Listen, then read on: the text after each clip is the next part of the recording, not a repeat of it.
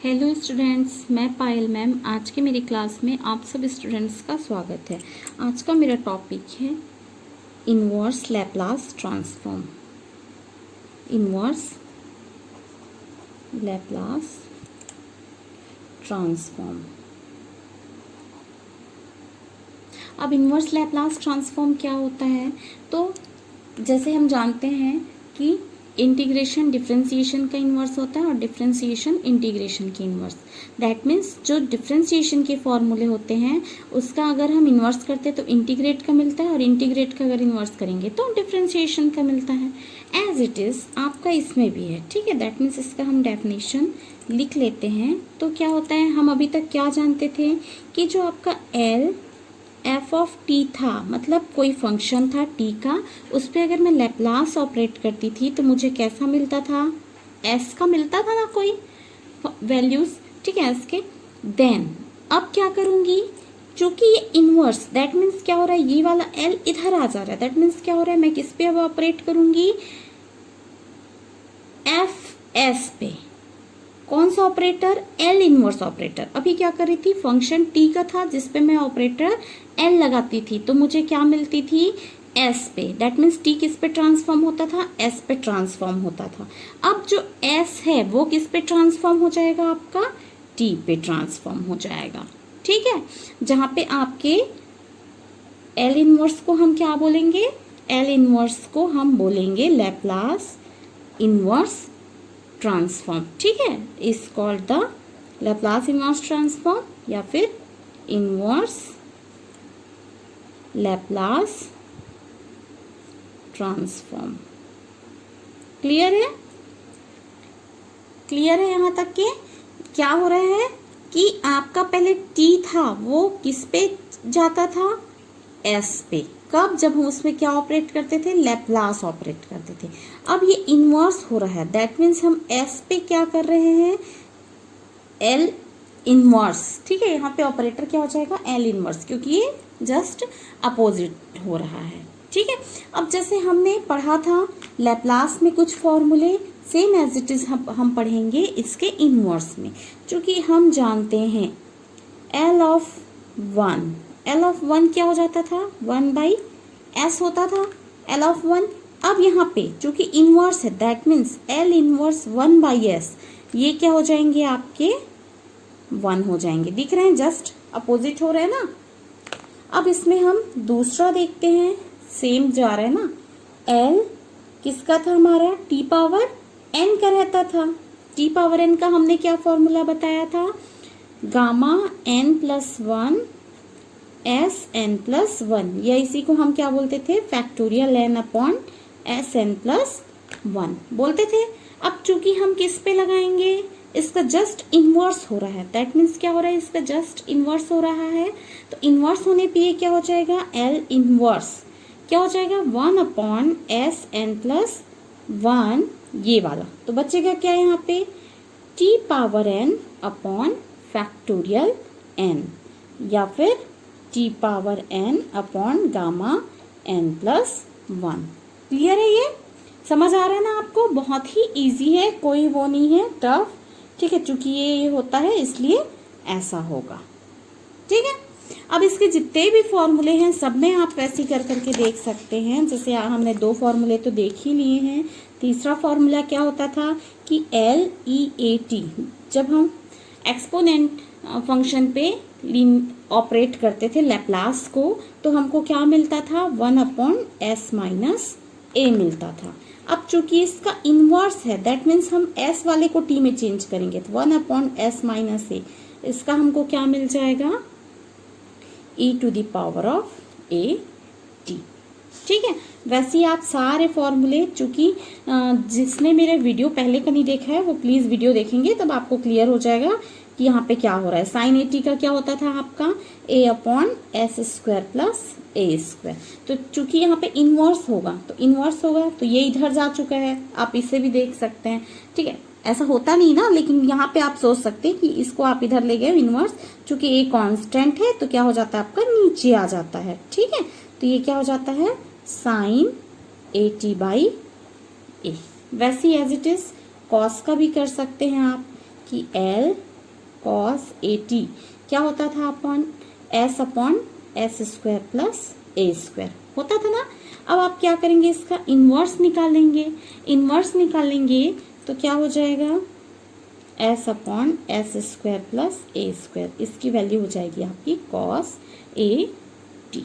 ठीक है, same as it is इसके दो हाइपरबोलिक है वो भी आप कर लेंगे। ठीक है, हाइपरबोलिक वाले में क्या हो जाता है, एक को मैं लिख देती हूँ, दूसरा आप एज इट इज कर लेंगे कि आपका L sine h a t, जिसका आपका क्या होता था a upon S square minus a square. तो जस्ट इसका इनवर्स रहेगा तो क्या होगा आपका s square minus a square, तो as it is 1 upon a sine h a t. As it is आपका कॉस के लिए भी कर सकते हैं। ठीक है, क्लियर है। तो फॉर्मूला आपको पता होना बहुत जरूरी है। ठीक है, क्योंकि फॉर्मूला से ही हम इसको सॉल्व कर पाएंगे। क्लियर है स्टूडेंट्स। अब चूंकि हमने उसमें क्या पढ़ा था, एक लीनियर प्रॉपर्टी पढ़ी थी लीनियर प्रॉपर्टी पढ़ी थी, शिफ्टिंग प्रॉपर्टी पढ़ी थी, क्या बोलते हैं, टी से मल्टीप्लिकेशन पढ़ा था, टी से डिवीजन पढ़ा था। ठीक है, तो यहाँ पे भी वो सारी चीजें आपकी यूज होंगी। ठीक है, तो वो आप प्रीवियस जो वीडियो है उससे आप देखेंगे। ठीक है, ये मैं डायरेक्ट आपको वहां पे जहाँ पे क्वेश्चन आएगा उस टाइप का तो मैं आपको बता दूंगी कि ये कहाँ से हो रहा है। ठीक है, क्योंकि लिखना बहुत कंपलसरी है। मैंने पहले ही बताया है कि लैप्लास के क्वेश्चन छोटे होते हैं तो हमको उसमें जो फॉर्मूला यूज कर रहे हैं वो हमको बताना पड़ेगा। ठीक, तो हम एक क्वेश्चन ले लेते हैं, क्वेश्चन। ठीक, evaluate L inverse 4s plus 5 upon s minus 1 का होल स्क्वायर s प्लस 2। ठीक, इस पूरे का आप क्या ले रहे हो, लैप्लास इनवर्स ले रहे हो। ठीक है, क्लियर है। अब देखिए, अभी तक हम जब लैप्लास लेते थे तो हम क्या करते थे, डायरेक्ट फॉर्मूला लगाते थे। पर देखिए यहाँ पे क्या हो रहा है, आपका फॉर्मूले में फिट हो रहा है क्या, नहीं, क्योंकि आपके ऊपर भी न्यूमरेटर में भी टर्म्स है और डिनोमिनेटर में भी 2 से मोर देन 2 टर्म्स है। ठीक है, more than 2 terms, 3 terms, 4 terms ऐसा हो सकता है। लेकिन अभी तक हमने अभी जस्ट ही बताया है तो फॉर्मूले में क्या होते थे, सिंपल से 1 टर्म्स ही रहते थे, या तो इस टाइप के टर्म्स होते या तो इस टाइप के, ऐसा मल्टीप्लिकेशन टर्म्स तो रहते ही नहीं थे। तो लैप्लास इनवर्स सॉल्व करने के लिए हमको सबसे फर्स्ट इस क्वेश्चन को हमको पार्शियल फ्रैक्शन से अलग करने होंगे, सेपरेट करने होंगे। ठीक है, दैट मीन्स हम क्या करेंगे, यहाँ पर सबसे फर्स्ट पार्शियल फ्रैक्शन यूज करेंगे। हमेशा याद रखना है कि लैप्लास इनवर्स में आपको क्या करना पड़ेगा, पार्शियल फ्रैक्शन यूज करना पड़ेगा। तो क्या होता है, 4s plus 5 upon s minus 1 का होल स्क्वायर s प्लस 2। तो चूंकि पार्शियल फ्रैक्शन, तो ये बताने की जरूरत नहीं पड़ेगी मुझे कि पार्शियल फ्रैक्शन कैसे हम सॉल्व करते हैं, क्योंकि 11th 12th में हम सॉल्व किया है, हमने सॉल्व किया है। तो इसका फॉर्मूले के अकॉर्डिंग क्या हो जाएगा, क्योंकि यहाँ पे कितने टर्म्स है, 3 टर्म्स है ना। अब ये मत बोलिएगा कि यहाँ 2 टर्म्स है, 3 टर्म्स है, क्योंकि एक टर्म्स 2 टर्म्स और इसी का एक बार स्क्वायर है। दैट मीन्स यहाँ पे कितनी डिग्री है, 3 डिग्री है। 3 डिग्री है तो ये कितने पार्ट्स में डिवाइड होगा, 3 पार्ट्स में। तो जो सबसे सिंपल है उसको हम लिख देंगे plus b upon s minus 1 plus c upon s minus 1 का होल स्क्वायर। ठीक है, ये कहाँ से आया है, तो ये पार्शियल फ्रैक्शन के फॉर्मूले से आया है। क्लियर है।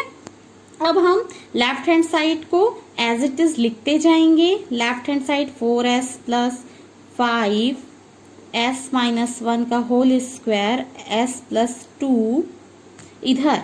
अब चूंकि यहाँ पे दिख रहा है कि 3 अलग अलग है और ये कैसे यहाँ पे फ्रैक्शन पार्ट है, रियल तो है नहीं। ठीक है, फ्रैक्शनल पार्ट है, तो फ्रैक्शनल पार्ट के लिए आपको क्या करना पड़ेगा, यहाँ पे एलसीएम लेना पड़ेगा। तो आप सीधा एलसीएम ले लेंगे, क्या आ जाएगा आपका s माइनस 1 का होल स्क्वायर और s प्लस 2। चूंकि सब मैथ्स के स्टूडेंट्स हैं तो आप क्या करोगे, कैसे लेते हो एलसीएम, चूंकि यहाँ पे s प्लस 2 है तो s प्लस 2 है, लेकिन क्या चीज नहीं है, s माइनस 1 का स्क्वायर। तो यहाँ पे क्या करना पड़ेगा, हमको मल्टीप्लाइड करना पड़ेगा। क्लियर है?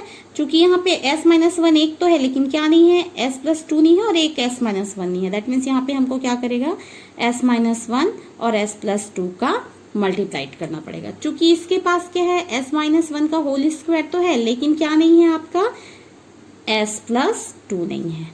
क्लियर है यहाँ तक के?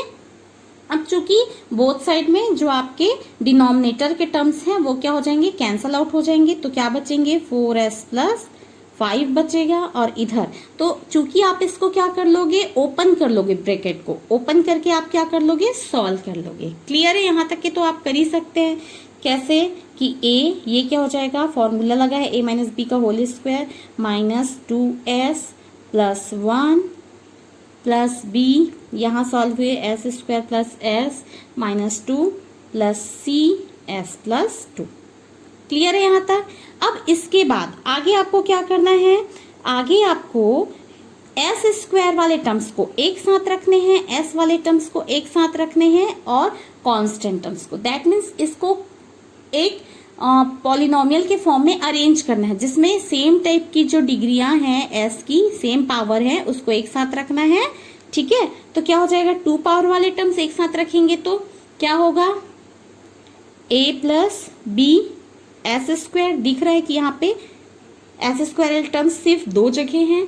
फिर क्या हो जाएंगे, minus 2a plus b plus C, ये टर्म्स किसके होंगे, s के, और a minus 2b plus 2c, ये टर्म्स किसके होंगे, आपके कांस्टेंट टर्म्स। इसको जब सॉल्व करोगे तो आपको दिख जाएगा एस स्क्वायर वाले टर्म्स कितने आ रहे हैं, एस वाले टर्म्स कितने आ रहे हैं और कांस्टेंट टर्म्स कितने आ रहे हैं। जैसे ही आपकी ये टर्म्स आ जाते हैं तब आपको क्या करना है, बोथ साइड कंपेयर कराना है। ठीक है, बोथ साइड कंपेयर कैसे कराओगे आप, कि पावर ऑफ s के कोफिशिएंट से। तो पावर ऑफ s के कोफिशिएंट से हमको यहाँ पे क्या कराना है, कंपेयर। यहाँ पे मैं लिख देती हूँ कि आप क्या कराओगे, कंपेयरिंग कराओगे।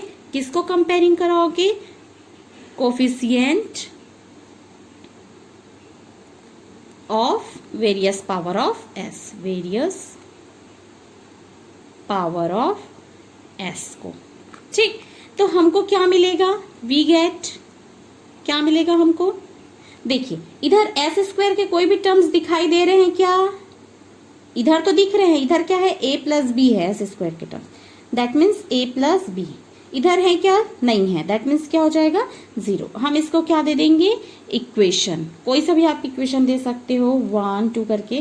फिर s के टर्म्स, इधर s के टर्म्स क्या है, 4 है, 4 है ना। इधर s के कोफिशिएंट क्या है, minus 2a plus B plus C. Clear है, इसको आप दे दोगे इक्वेशन 2। और कांस्टेंट टर्म्स इधर क्या है, 5 है, और इधर कांस्टेंट टर्म्स क्या है, a minus 2b plus 2c है। ठीक है, क्या है आपका, a minus 2b plus 2c is equals to 5। ये क्या हो जाएंगे आपके इक्वेशन 3। आपको क्या करना है, इक्वेशन को सॉल्व करना है, solving this equation we get. अब इक्वेशन सॉल्व करना बहुत इजी है, कोई से भी 2 इक्वेशन को आप ले सकते हो और सॉल्व कर सकते हो। तो आपको a की वैल्यू क्या मिल जाएगी, -1/3, b की वैल्यू मिलेगी 1/3 और c की वैल्यू मिलेगी 3। ठीक है, समझ नहीं आ रहा है तो ध्यान से सुन लीजिए। यहाँ से आप क्या कर सकते हैं, a इक्वल माइनस b कर सकते हो, और इन दोनों में से आप b को या c को, किसी को भी कैंसल आउट करवा दोगे मल्टीप्लाइड करके।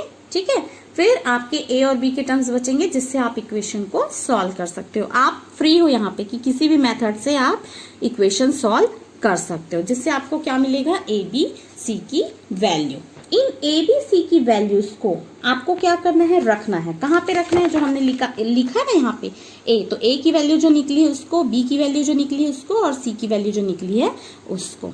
ठीक है, तो क्या हो जाएगा, देखिए देयरफॉर आपको क्या मिल जाएगा, 4s प्लस 5, यहाँ पे था s माइनस 1 का whole square, s plus 2, a की वैल्यू निकली है 1 माइनस 3, b की वैल्यू निकली है 1/3, और c की वैल्यू निकली है 3। ठीक है, a की -1/3, b की आपकी 1/3 और सी की निकली है आपकी 3। रख दिया हमने यहाँ पे, पुट कर दिया ना।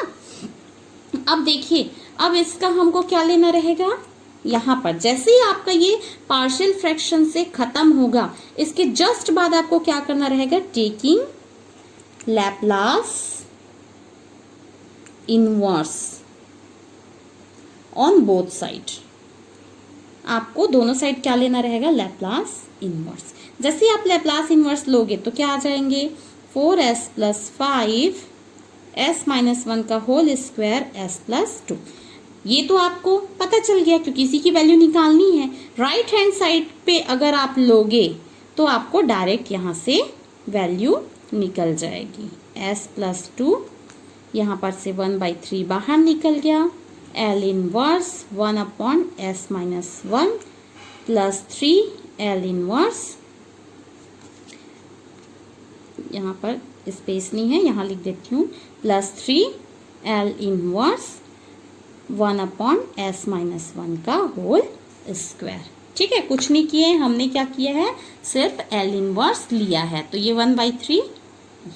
ठीक, चूंकि हम जानते हैं कि लैप्लास और लैप्लास इनवर्स हो चाहे डिफरेंशिएशन हो, लीनियर प्रॉपर्टी को सेटिस्फाइड करता है, इसलिए तीनों पे सेपरेट सेपरेट लग गया है। अब चूंकि कांस्टेंट आपके बाहर आ जाएंगे 1/3, अब हम जानते हैं 1/s + 2 फॉर्मूला हमने पढ़ा है अभी थोड़ी देर पहले। क्या फॉर्मूला पढ़ा था, देखिए, s - a रहता है तो क्या हो जाता है, e⁻at। माइनस था तो प्लस, प्लस रहेगा तो माइनस, a की जगह यहाँ पे क्या है, 2 है ना, तो क्या हो जाएगा, e⁻, आपके क्या हो जाएंगे, e⁻, चूंकि यहाँ पे क्या है, प्लस में है, इसलिए क्या आ जाएंगे, 2t। क्लियर है यहाँ तक के, ठीक है ना। अब देखिए यहाँ पे 1/3, चूंकि यहाँ पे क्या है, 1 है, दैट मीन्स क्या आ जाएंगे, वो भी माइनस में है, तो माइनस में है तो प्लस में आएगा, प्लस में है तो माइनस में आएगा। ठीक, +3। अब देखिए यहाँ पर, चूंकि यहाँ पे हमने शिफ्टिंग प्रॉपर्टी पढ़ी थी इससे पहले जब लैप्लास पढ़ते थे, तो जो वैल्यूज रहती थी वो कहाँ शिफ्ट हो जाती थी, s के जगह कौन सी वैल्यू, जो e के पावर में रहती थी वही। तो यहाँ पर क्या हो जाएगा, चूंकि हम माइनस को हटाएंगे तो क्या हो जाएंगे, e के पावर शिफ्ट हो जाएंगे, तो बचेंगे क्या, L इनवर्स 1/s²। चूंकि 1/s² का अगर हम लैप्लास लेंगे तो क्या आ जाएगा, आप यहाँ पे देख सकते हैं, 1/3 e⁻−2t 1/3 e⁻t + 3 e⁻t। चूंकि यहाँ पे फिर से हम फॉर्मूला लगाएंगे, कौन सा फॉर्मूला, ये वाला t⁻n वाला, ये तो क्या होता है, n + 1, दैट मीन्स हमारे पास 2 है तो 1 + 1 तो क्या हो जाएगा, t⁻1/(1), दैट मीन्स यहाँ पे सिर्फ क्या आएगा, हमारा t आएगा। यही हमारा फाइनल क्या होगा, आंसर होगा। क्लियर है स्टूडेंट्स, ठीक है। आज के लिए बस इतना ही, नेक्स्ट टॉपिक नेक्स्ट वीडियो में।